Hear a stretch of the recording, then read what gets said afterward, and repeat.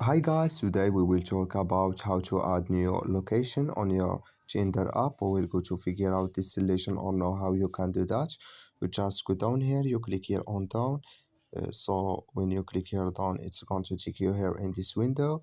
Then you just go up, you click here on up, and it's going to take you to next window here. Then you go down and you come here to location. You just click here on my current location, and it's going to show for you like this. You click here on add a new location, and here you can pay for 1 month or 6 months. Here for example, you just click here on continue, and you add your card here and your information card, and it's going to add with you.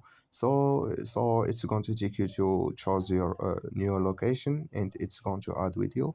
So that's all. Thank you for your watching. Don't forget to support us by like and subscribe.